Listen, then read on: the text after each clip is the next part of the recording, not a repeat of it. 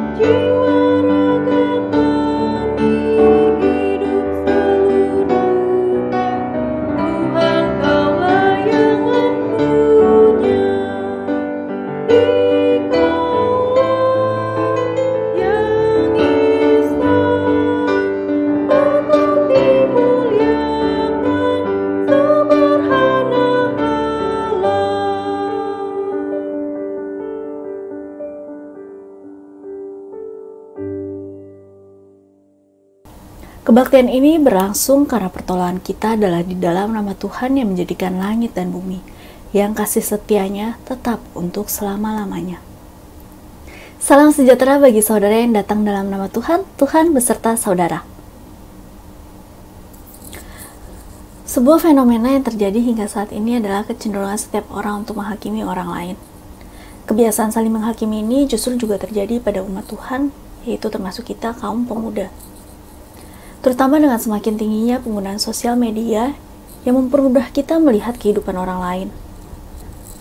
Semakin mudah pula bagi kita juga untuk menilai dan menjadi hakim atas hidup orang tersebut. Saat kita melihat saudara seiman kita jatuh di dalam dosa, kita seringkali dengan mudahnya menghakimi mereka. Tak hanya itu, ketika kita melihat perbedaan dengan orang lain, baik secara fisik, gaya hidup, bahkan pola ritual dalam ibadah, kita juga cenderung menghakimi. Tanpa kita sadari saat kita menghakimi itu, kita justru menganggap diri kita lebih baik dan benar daripada orang lain. Tak jarang penghakiman yang kita berikan malah menyakiti perasaan orang lain. Sebagai ayat pembuka kita yang diambil dari Matius 7 ayat 1-2 yang berbunyi demikian. Jangan kamu menghakimi supaya kamu tidak dihakimi. Karena dengan penghakiman yang kamu pakai untuk menghakimi, kamu akan dihakimi, dan ukuran yang kamu pakai untuk mengukur akan diukurkan kepadamu.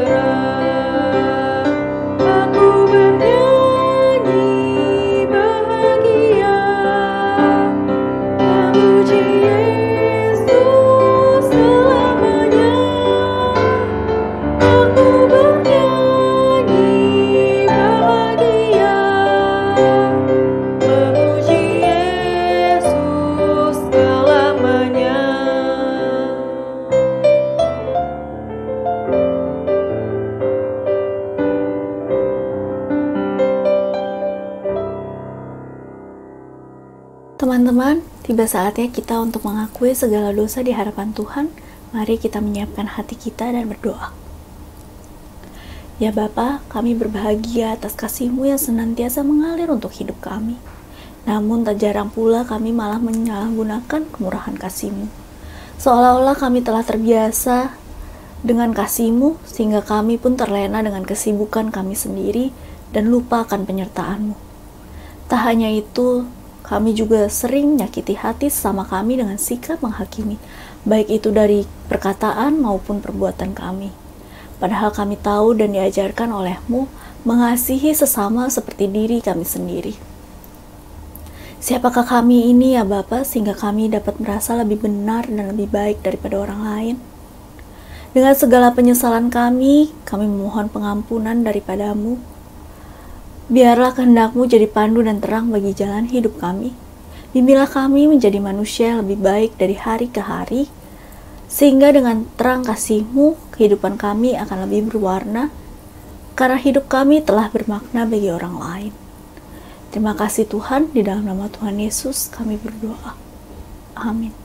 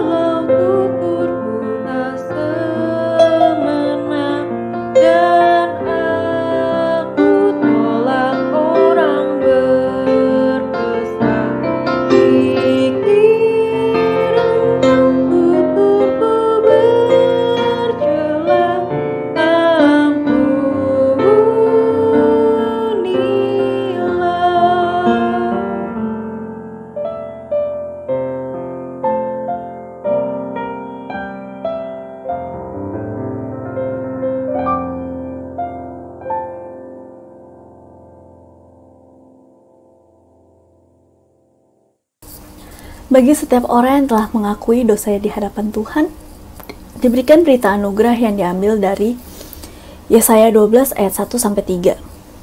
Pada waktu itu engkau akan berkata, Aku mau bersyukur kepadamu ya Tuhan, karena sungguh pun engkau telah murka terhadap aku. Tapi murkamu telah surut dan engkau menghibur aku. Sungguh Allah itu keselamatanku. Aku percaya dengan tidak gemetar, sebab Tuhan Allah itu kekuatanku dan mazmurku. Ia telah menjadi keselamatanku. Maka kamu akan menimba air dengan kegirangan dari mata air keselamatan. Demikianlah berita anugerah dari Tuhan.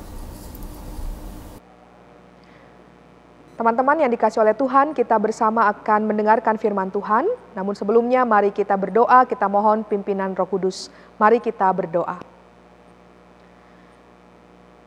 Ya Allah, kami sungguh bersyukur kami boleh tiba pada minggu terakhir di bulan Agustus. Sepanjang 1 bulan ini kami telah lalui dalam pimpinan dan pertolongan Tuhan, dan kami percaya Tuhan begitu mengasihi kami. Saat ini Tuhan, kami bersyukur kami boleh dipertemukan kembali dalam ibadah obor milenial, pemuda remaja GKI Perumahan Citra 1. Biarlah persekutuan di antara kami boleh terus erat di dalam dan bersama dengan Tuhan. Dalam ibadah ini kami kembali akan membaca dan merenungkan firman. Kami menyadari kekurangan, keterbatasan kami sebagai manusia. Tapi kami percaya Roh Kudus akan membimbing setiap kami, agar berita firman yang boleh kami dengar, kami renungkan, sungguh boleh dapat menjadi berkat, bahkan lebih dari itu menjadi pegangan dan kekuatan iman dalam kehidupan yang kami jalani hari lepas hari. Urapilah lidah bibir hamba-Mu dalam segala keterbatasan, agar setiap firman yang diberitakan sungguh berasal dari Tuhan sendiri. Terima kasih ya Tuhan, kami menyerahkan pemberitaan firman hanya di dalam nama Tuhan kami Yesus Kristus, Sang Firman yang hidup itu. Amin. Pembacaan firman Tuhan pada hari ini dari surat Roma 14 ayat 1 sampai dengan 23. Terimalah orang yang lemah imannya tanpa mempercakapkan pendapatnya. Yang seorang yakin bahwa ia boleh makan segala jenis makanan, tetapi orang yang lemah imannya hanya makan sayur-sayuran saja. Siapa yang makan, janganlah menghina orang yang tidak makan. Dan siapa yang tidak makan, janganlah menghakimi orang yang makan, sebab Allah telah menerima orang itu. Siapakah kamu, sehingga kamu menghakimi hamba orang lain? Entahkah ia berdiri, entahkah ia jatuh, itu adalah urusan tuannya sendiri.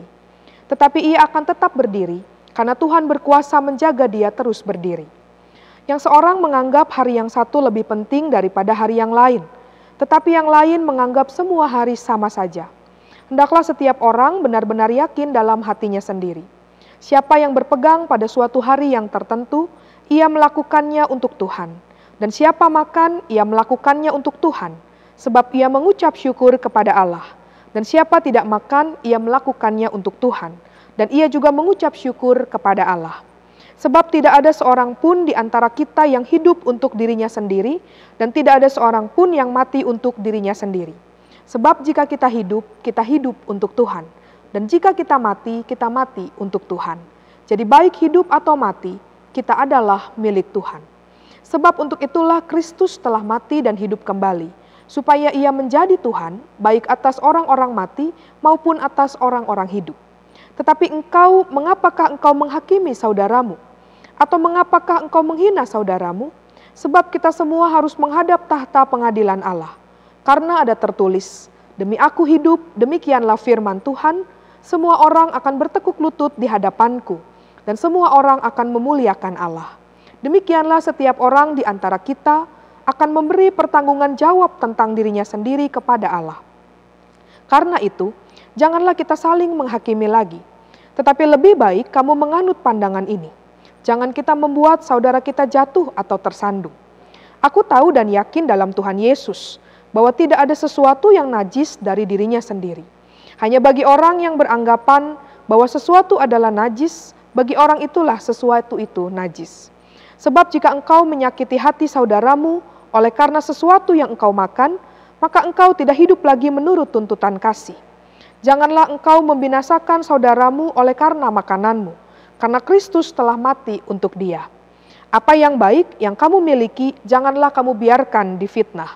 Sebab kerajaan Allah bukanlah soal makanan dan minuman, tetapi soal kebenaran, damai sejahtera dan sukacita oleh Roh Kudus. Karena barang siapa melayani Kristus dengan cara ini, ia berkenan pada Allah dan dihormati oleh manusia. Sebab itu, marilah kita mengejar apa yang mendatangkan damai sejahtera dan yang berguna untuk saling membangun. Janganlah engkau merusakkan pekerjaan Allah oleh karena makanan. Segala sesuatu adalah suci, tetapi celakalah orang jika oleh makanannya orang lain tersandung. Baiklah engkau jangan makan daging atau minum anggur, atau sesuatu yang menjadi batu sandungan untuk saudaramu. Berpeganglah pada keyakinan yang engkau miliki itu, bagi dirimu sendiri di hadapan Allah. Berbahagialah dia yang tidak menghukum dirinya sendiri dalam apa yang dianggapnya baik untuk dilakukan. Tetapi barang siapa yang bimbang, kalau ia makan, ia telah dihukum, karena ia tidak melakukannya berdasarkan iman. Dan segala sesuatu yang tidak berdasarkan iman adalah dosa. Demikianlah firman Tuhan, berbahagialah setiap kita yang mendengarkan firman Allah dan yang memeliharanya. Amin. Selamat pagi teman-teman pemuda dan adik-adik remaja yang saya kasihi. Senang kita bisa berjumpa kembali dalam ibadah online Obor Milenial hari ini. Kita dipertemukan dalam ibadah bersama secara virtual, dan itu tidak mengurangi sukacita kita sebagai anak-anak Tuhan di dalam persekutuan bersama kita hari ini. Hari ini kita bersyukur sudah masuk pada minggu terakhir di bulan Agustus.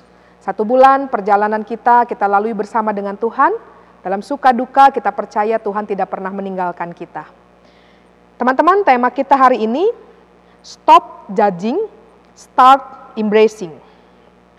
Teman-teman, saat ini di media sosial, di YouTube sedang ramai muncul film-film pendek. Salah satu film yang menarik berjudul Tilik. Teman-teman ada yang sudah nonton film ini? Seperti judul filmnya, film ini mengisahkan tentang perjalanan sekumpulan ibu-ibu yang tinggal dalam satu desa untuk melakukan yang namanya tilik sesuai judulnya. Tilik itu dalam bahasa Jawa artinya menjenguk.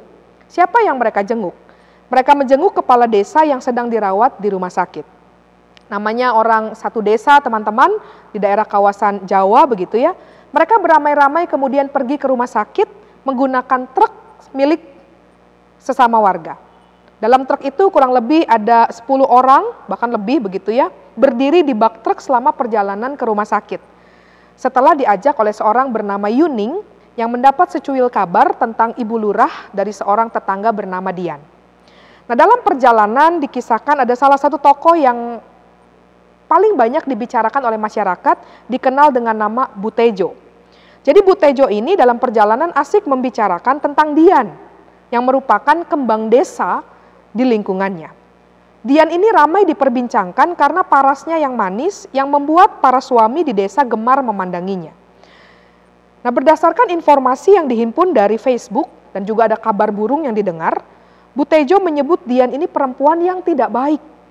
Ada berbagai tuduhan yang keluar dari lidah bibirnya, sampai-sampai ibu-ibu di dalam satu truk itu yang bersama-sama dengan Butejo mengingatkan supaya ia tidak sembarangan menuduh Dian. Karena belum tentu apa yang Butejo omong itu, apa yang Butejo bicarakan sepenuhnya benar. Tak sedikit di antara ibu-ibu itu yang tidak setuju dengan perkataan Butejo. Bahkan Yuning merasa tidak nyaman dengan perkataan Butejo. Beberapa kali Yuning mencoba mengingatkan Butejo untuk menjaga ucapannya. Mereka berdua bahkan sempat bertengkar karena mempertahankan pendapat masing-masing. Dialog yang ditampilkan begitu menarik teman-teman, ada unik dan lucunya juga dengan beberapa aksen yang ditampilkan. Sampai akhirnya mereka tiba di rumah sakit dan bertemu dengan Dian. Nah, bagaimana ceritanya? Saya nggak mau spoiler, biar nanti teman-teman langsung lihat, klik di YouTube masing-masing. Kemarin saya dengar yang nonton video ini sudah cukup banyak, jutaan viewersnya. Jadi film yang cukup menarik, film singkat yang cukup menarik. Nah, teman-teman yang dikasih oleh Tuhan, apa yang menarik dalam film ini? Saya tidak mau menceritakan lebih lanjut sampai endingnya tadi, tapi yang mau saya ajak kita renungkan adalah bahwa dalam hidup ini tak sedikit kita menjumpai sosok seperti Butejo. Sosok orang yang suka menuduh, membicarakan orang lain hanya menurut dirinya sendiri, padahal belum di cross check kebenarannya. Inilah sebuah fakta yang tidak bisa kita hindari. Kita bertemu dengan tipe orang demikian. Padahal apa yang dipikirkannya ternyata bukan seperti itu pada kenyataannya. Nah, teman-teman yang dikasih oleh Tuhan, nasihat inilah yang disampaikan oleh Rasul Paulus, penulis surat Roma kepada jemaat di sana. Kalau kita lihat Roma pasal sebelumnya, pasal 12 sampai 13, Paulus memberi nasihat umum tentang kehidupan bersama dalam lingkungan jemaat Kristen. Nah, pasal 14 bacaan kita hari ini menguraikan nasihat umum itu dengan memperhatikan masalah yang muncul di kalangan orang Kristen di Roma. Jadi dalam jemaat Roma, teman-teman, ketika itu ada kelompok orang yang disebut non-Yahudi, ada kelompok Yahudi. Mereka menjadi Kristen. Antara non-Yahudi dan Yahudi punya perbedaan latar belakang, ras, dan juga suku. Karena perbedaan itu tentu saja mendatangkan kebiasaan, cara hidup, konsep, tradisi, tata cara yang berbeda dalam komunitas hidup mereka. Orang Yahudi dengan latar belakang tradisi Yudaisme masih memegang tradisi. Salah satunya soal makan makanan yang dianggap halal. Karena itu dituliskan di dalam teks yang kita baca, mereka hanya makan sayur-sayuran karena tidak dibenarkan untuk makan daging. Sementara yang lainnya meyakini bahwa dalam kebebasan Kristen, semua larangan itu mestinya sudah dibuang, baik soal makanan, termasuk soal makanan. Kenapa?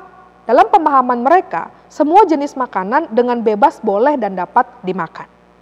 Demikian pula soal ketaatan akan suatu hari atau hari-hari tertentu. Orang Yahudi yang berpegang pada tradisi, punya ketaatan yang sungguh-sungguh pada tuntutan hari Sabat. Bahkan orang-orang Yahudi telah menjadikan Sabat itu sebagai satu hal yang berat. Kenapa? Karena penuh dengan peraturan dan larangan-larangan. Tentu bukan demikian kemudian Paulus menghapuskan hari Tuhan atau hari Sabat, sama sekali tidak. Tapi Paulus mengkhawatirkan kalau pada akhirnya mereka hanya terjebak pada hal yang sifatnya legalistik, padahal mestinya tidak begitu. Nah, jadi ini kondisi yang terjadi. Ada yang sampai taat pada tuntutan hari Sabat, sementara yang sebaliknya meyakini bahwa kekristenan tidak terdiri dari ketaatan akan suatu hari atau hari-hari tertentu. Nah, dalam hal inilah kemudian kalau kita melihat, Paulus menyebut orang yang amat cermat itu sebagai orang yang lemah imannya. Menarik, ada kata lemah imannya. Pertanyaannya apa maksudnya? Lemah iman di sini adalah ia atau mereka yang belum menemukan apa arti sesungguhnya dari kebebasan Kristen. Dalam hatinya, ia atau mereka masih hidup sebagai orang-orang yang bergantung pada ketaatan hukum-hukum yang ada, pada legalistik yang ada. Dan akhirnya apa? Akhirnya memandang kekristenan itu adalah agama yang penuh dengan berbagai peraturan. Sementara ada arti lain menyebutkan bahwa mereka yang lemah iman belum memerdekakan dirinya sendiri dari suatu kepercayaan atas kemanjuran dari perbuatan-perbuatan yang baik. Dalam hatinya ia percaya bahwa ia dapat memperoleh kasih Allah dengan melakukan hal-hal yang baik itu menurut mereka. Nah, ini keadaan yang digambarkan sebagai mereka yang lemah imannya. Nah, di tengah kondisi inilah maka apa nasihat Paulus? Yang pertama, teman-teman, dituliskan Paulus meminta kepada saudara-saudara yang lebih kuat untuk menerima orang-orang ini. Ada kata terimalah. Terima di sini berarti menerima dalam persekutuan. Terhadap mereka yang lemah, Paulus ingatkan terimalah mereka. Bukan malah kemudian menghakimi, menuduh, bahkan menyerang dengan kritikan terus-menerus. Menarik, pernyataan jangan menghakimi ditulis beberapa kali dalam Roma 14 yang kita baca. Setidaknya ada di ayat 3, ayat 4, ayat 10, ayat 13. Nah, pertanyaannya mengapa? Mengapa kita tidak boleh sembarang menghakimi orang lain? Sebab setiap kita, teman-teman, tanpa terkecuali pun tak luput dari kelemahan dan kekurangan. Setiap kita pun akan memberi pertanggungjawaban tentang dirinya sendiri. Apa yang diperbuat, apa yang dilakukan kepada Allah. Setiap kita akan berdiri di depan penghakiman Allah. Betul kita meyakini bahwa Allah kita adalah Allah yang penuh kasih, Allah yang penuh anugerah, Allah yang juga penuh pengampunan. Tapi jangan lupa, di sisi yang lain, Allah kita juga adalah Allah yang adil. Karena itu kita harus bertanggung jawab atas kehidupan ini. Kita diingatkan untuk senantiasa mawas diri, terus melakukan apa yang Tuhan percayakan. Dan dalam keyakinan kita melakukan semuanya untuk kemuliaan Tuhan. Roma 14 ayat 6 bacaan kita menuliskan, siapa yang berpegang pada suatu hari tertentu, ia melakukannya untuk Tuhan. Dan siapa makan, ia melakukannya untuk Tuhan. Sebab ia mengucap syukur kepada Allah. Jadi segala sesuatu yang kita lakukan dan kerjakan, semua kita berikan untuk kemuliaan Tuhan. Dan ini juga selaras dengan apa yang dituliskan dalam 1 Korintus 10 ayat 31. Jika engkau makan, jika engkau minum, jika engkau melakukan sesuatu yang lain, lakukanlah semuanya itu untuk kemuliaan Allah. Nah, pertanyaannya apakah semua yang kita lakukan sudah kita lakukan untuk kemuliaan nama Tuhan? Biarlah ini kita refleksikan bersama.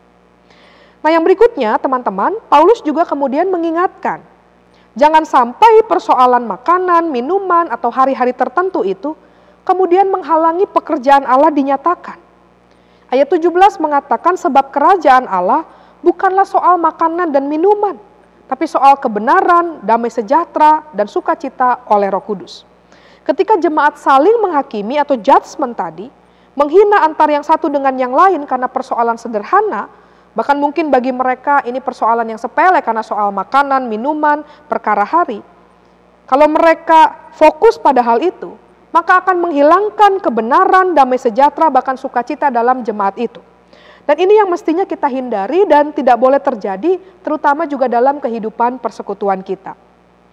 Sikap menghina dan menghakimi menjadi bahaya dalam kehidupan berjemaat yang tentu saja harus dihindari. Kenapa? Karena hal itu dapat merusak keutuhan sebuah jemaat. Seorang motivator bernama Mike George mengatakan begini, ketika menghakimi dan menghina, kita berhenti untuk mencoba memahami orang lain, dan hubungan pun secara efektif terlumpuhkan. Bahwa ketika kita menciptakan label yang negatif kepada seseorang, kita sedang menciptakan penghalang dalam hubungan atau relasi kita. Panggilan kita adalah tetap, terus, dan harus mengupayakan dan mempraktekkan kasih dalam komunitas yang Tuhan percayakan. Bukan justru malah menjadi dan membuat batu sandungan bagi saudara yang ada di sekeliling kita. Nasihat Paulus pun sangat jelas. Para murid Kristus diingatkan untuk tidak hanya memikirkan segala sesuatu yang menyangkut dirinya sendiri, namun juga bagi orang lain. Nah, pertanyaannya kalau begitu, apakah dengan demikian kita tidak boleh dan tidak bisa menegur jika ada yang kedapatan melakukan hal yang tidak sesuai dengan apa yang Tuhan kehendaki? Tentu saja tidak. Bukan berarti kita tidak boleh menegur kesalahan orang lain. Bukan berarti kita meniadakan nalar kritis kita untuk membedakan mana yang benar, mana yang salah, mana yang baik, dan mana yang jahat. Kita tetap harus mengingatkan, menegur, agar yang baik dan benarlah yang terjadi. Tapi firman Tuhan mengingatkan bahwa ketika kita menegur, kita lakukan itu di dalam kasih. Bukan justru menghakimi, menghina, dan merasa diri kita yang paling benar. Bahkan dalam Injil Matius 18 ayat 15 sampai 20 menuliskan, saat kita menegur, kita mulai dengan menegur secara pribadi. Dituliskan di bawah 4 mata. Kalau ia tidak mendengarkan, baru kita melibatkan orang lain. Itu pun ada tahapannya, ada proses yang harus kita jalani. Dan semua itu tetap kita lakukan di dalam kasih. Kehidupan harus berangkat dengan dasar prinsip kasih. Dimulai dari kasih kita kepada Allah, yang nyata dalam kasih kita kepada sesama. Kita merangkul dan ada bersama dengan mereka. Karena itu tema kita lanjutannya setelah stop judging atau jangan menghakimi adalah start embracing. Mulai merangkul, memeluk mereka dalam kasih. Nah, pertanyaannya bagaimana itu dinyatakan secara konkret dalam hidup kita baik secara pribadi maupun komunitas. Teman-teman, konkretnya bisa kita lakukan ketika kita yang pertama menyadari bahwa dalam hidup ini perbedaan, kepelbagaian adalah sebuah realita tidak terhindari. Tidak jarang perbedaan bisa dan dapat menimbulkan konflik. Terutama ketika kita merasa bahwa diri kita yang paling baik, diri kita yang paling benar dibandingkan yang lain. Dalam diskusi yang saya ikuti bersama dengan teman-teman muda, para leaders, ketika men-sharingkan hal ini, kita masuk dalam sebuah percakapan yang menarik. Ada yang berbagi pengalaman ketika berjumpa dengan mereka yang berbeda, misalnya berbeda gereja, berbeda cara atau ritual dalam ibadah. Ini membawa kami pada diskusi yang cukup panjang. Ada yang mengatakan ibadahnya ekspresif, ada yang teduh. Ini yang kemudian disebut dengan ragam spiritualitas. Belum lagi ketika bicara soal dogma atau pengajaran. Bisa jadi ada yang berbeda antar jemaat yang satu, antar gereja yang satu dengan yang lain. Nah, inilah sebuah kenyataan. Perbedaan tak terhindari menjadi bagian dalam hidup kita, termasuk persekutuan kita. Namun bagaimana kita bisa menyikapi perbedaan dengan bijaksana, itu yang mestinya kita refleksikan. Perbedaan di satu sisi memang dapat menimbulkan perselisihan atau konflik, kalau kita tidak secara arif dan bijaksana menghadapinya. Kalau kita hanya merasa diri yang paling benar, yang lain sebaliknya, kalau ini yang terjadi hati-hati. Kita bisa kemudian menuduh, bahkan seperti tema kita, menghakimi. Di sisi lain perbedaan sebenarnya dapat dilihat sebagai satu hal yang memperkaya. Kita bisa melihat dalam perspektif yang berbeda. Sekali lagi bergantung bagaimana cara kita memandangnya. Dalam kaitan dengan iman dan percaya kita mengakui dan menyadari penuh ada perbedaan. Tapi disitulah kita belajar untuk menghormati perbedaan. Namun kita tetap berpegang pada apa yang kita anut dan yakini dengan teguh sebagai pengikut Kristus. Nah, inilah hal kedua yang bisa kita renungkan. Bahwa di tengah perbedaan yang ada, kita belajar untuk saling menghargai dan menghormati. Sebuah persekutuan, sebuah komunitas akan bisa bertumbuh dengan baik kalau kita mau dan bersedia saling menghargai, menghormati satu dengan yang lain, tentunya tanpa kehilangan apa yang kita yakini, kita anut dan jadi prinsip bagi kita. Di tengah perbedaan melalui firman Tuhan kita menemukan pentingnya penerimaan. Menerima orang lain yang berbeda dengan kita. Dan inilah yang menjadi nasihat Paulus dalam Roma 14. Terimalah orang yang lemah imannya. Kata terima tadi menerima mereka dalam sebuah persekutuan. Mau berproses dan bertumbuh bersama di dalamnya. Tanpa kesediaan, kerendahan hati untuk menerima, sulit bagi kita untuk bisa menghargai dan menghormati orang lain. Lalu yang berikutnya, teman-teman, yang ketiga, setelah tadi kita menyadari ada perbedaan, yang kedua kita belajar menghormati dan menghargai perbedaan, maka yang ketiga yang tak bisa tidak, kasih harus menjadi landasan utama dalam hidup pribadi dan persekutuan. Kasih akan menolong dan memampukan kita berelasi dengan yang lain, membuka dialog tanpa memandang atau mengedepankan perbedaan. Saya ingat cerita Samaria yang murah hati, Injil Lukas pasal 10 ayat 25-37.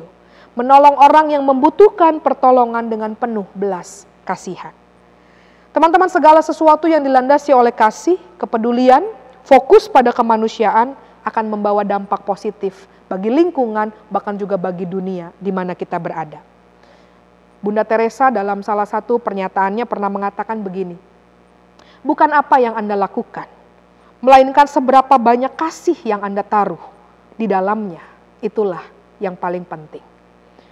Teman-teman, kita masih berada dalam situasi pandemi karena COVID-19. Kita tidak pernah tahu sampai kapan pandemi ini akan berakhir. Kita hanya bisa berdoa, kita yakin Tuhan berikan yang terbaik dalam waktunya. Nah, dalam situasi seperti ini, bagaimana kasih dinyatakan itu yang utama. Tindakan kasih tanpa memandang perbedaan. Yang utama bagaimana kita sebagai bangsa dapat bersatu dan berjuang bersama untuk menghadapi pandemi dan situasi yang sulit, yang tidak mudah saat ini. Itu yang menjadi fokus dan dapat kita terapkan dalam kehidupan kita bersama komunitas. Kalau saya membaca berita, teman-teman, banyak aksi dan tindakan kasih yang dilakukan untuk menolong mereka yang membutuhkan. Dan tidak sedikit anak-anak muda, termasuk kita, generasi kita, yang menjadi motornya. Dan ini, bukankah ini sesuatu yang positif? Menggerakkan untuk menolong mereka yang kesulitan sekolah. Saya pernah baca di sebuah surat kabar, dituliskan menggalang dana hashtag ponsel pintar untuk pelajar. Karena sekarang semua dilakukan secara online, belajar secara online, tapi ada teman-teman yang kesulitan untuk punya ponsel. Kuota habis, lalu kemudian teman-teman yang lain tergerak untuk bisa menolong mereka. Sehingga membuatlah hashtag ponsel pintar untuk belajar. Lalu kemudian ada lagi anak-anak muda yang membantu UMKM supaya roda usaha bisa tetap bergerak. Masyarakat bisa melanjutkan hidup. Jadi ada banyak tindakan-tindakan sederhana, tapi dilakukan dengan cinta yang besar, berdasarkan kasih, yang membawa dampak yang luar biasa. Teman-teman, tindakan yang dilakukan berdasarkan kasih, mestinya melahirkan dampak tidak hanya bagi dirinya, tapi juga bagi orang lain yang ada di sekitarnya. Dan itu bisa kita lakukan ketika kita menyadari dan memahami, bahkan mengalami kasih Allah dalam hidup kita. Jadi hari ini teman-teman kita belajar 3 hal. Bagaimana secara konkret kehidupan dapat kita terus lanjutkan dalam pribadi dan komunitas. Sesuai dengan tema kita hari ini adalah kita menyadari bahwa dalam hidup kita perbedaan adalah sebuah realita tak terhindari. Maka yang kedua kita belajar hormatilah, hargailah perbedaan yang ada. Tentu tanpa kehilangan prinsip yang kita yakini dan kita anut. Lalu yang ketiga, praktekkanlah kasih dalam persekutuan dan komunitas di mana kita berada. Dan hasilkanlah dampak yang membawa berkat bagi orang-orang di sekeliling kita. Kayak Tuhan memberkati dan menolong kita untuk bisa menjadi pelaku-pelaku firman yang setia dimanapun Tuhan menempatkan. Tuhan memberkati. Amin.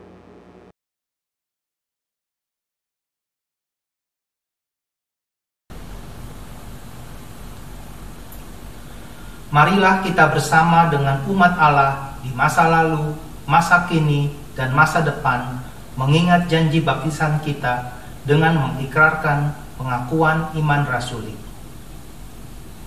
Aku percaya kepada Allah, Bapa yang Maha Kuasa, Khalik langit dan bumi, dan kepada Yesus Kristus, Anaknya yang tunggal Tuhan kita, yang dikandung daripada Roh Kudus, lahir dari anak darah Maria, yang menderita sengsara di bawah pemerintahan Pontius Pilatus, disalibkan, mati dan dikuburkan, turun ke dalam kerajaan maut, pada hari yang ketiga bangkit pula dari antara orang mati, naik ke surga, duduk di sebelah kanan Allah, Bapa yang Maha Kuasa, dan dari sana Ia akan datang untuk menghakimi orang yang hidup dan yang mati.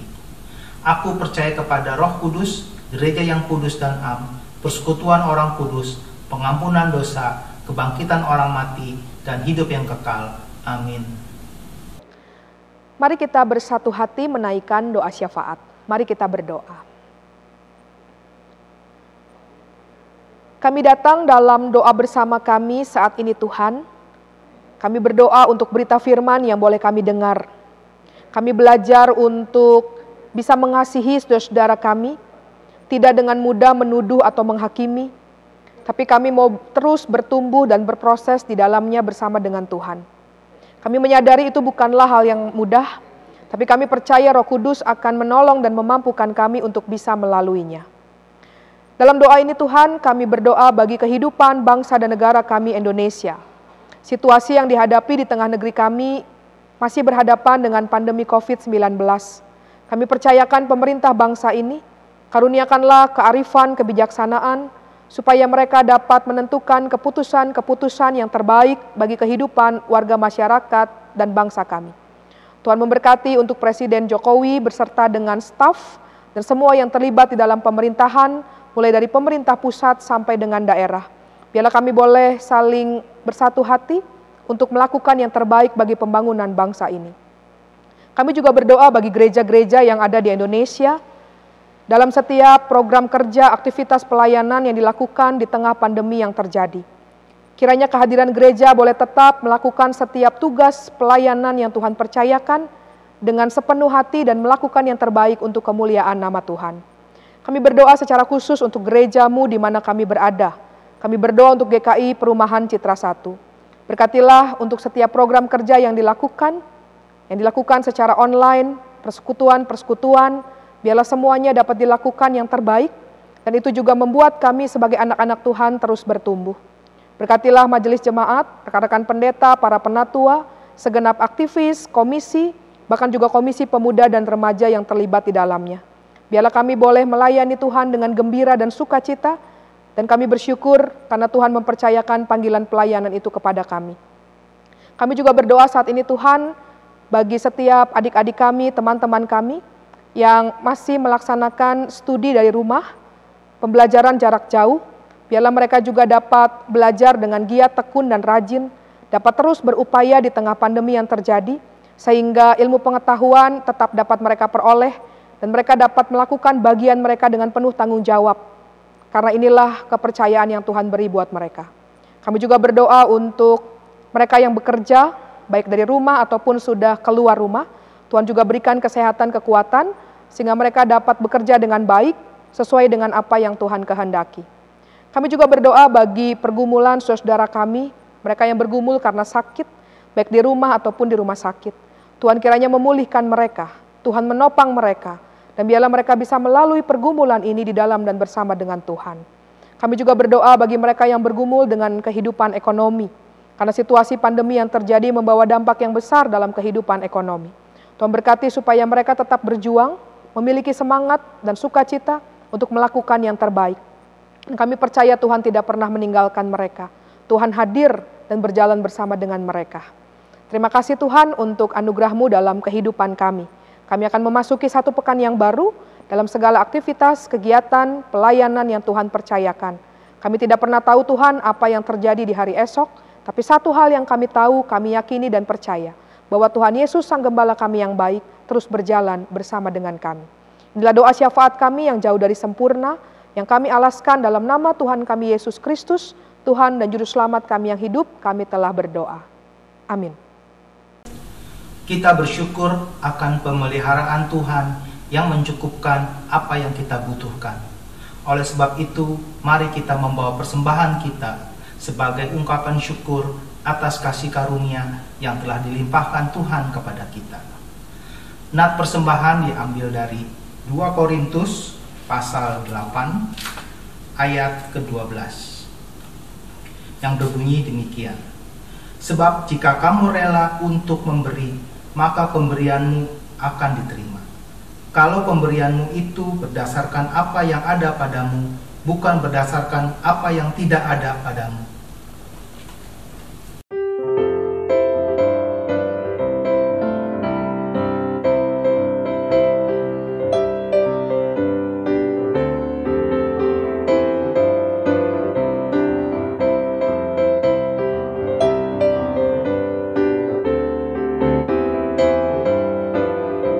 Mari kita berdoa. Puji syukur hanya kepadamu ya Bapa di sorga, karena kasih karunia dan berkat yang boleh selalu kami terima dan nikmati hingga saat ini. Kami tahu dan percaya semua berkat yang kami peroleh itu karena kemurahan Tuhan di dalam kehidupan kami. Saat ini kami datang membawa persembahan kami kepadamu sebagai ungkapan syukur. Biarlah persembahan ini menjadi alat untuk pelayananmu dimanapun persembahan ini diperuntukkan dan digunakan. Dan biarlah hanya untuk kemuliaan nama Tuhan saja. Terimalah di dalam kemurahan. Di dalam nama Tuhan Yesus, Juru Selamat kami yang hidup, kami berdoa dan mengucap syukur. Amin.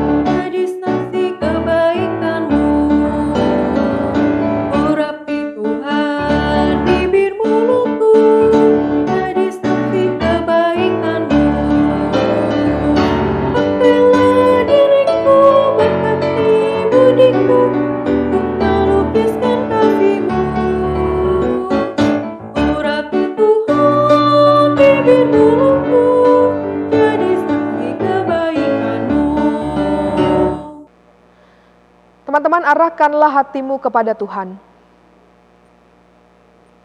Jadilah saksi Kristus. Terpujilah Tuhan. Marilah kita melanjutkan hidup yang masih Tuhan percayakan kepada setiap kita di tengah usia muda kita dalam tuntunan berkat dari Tuhan.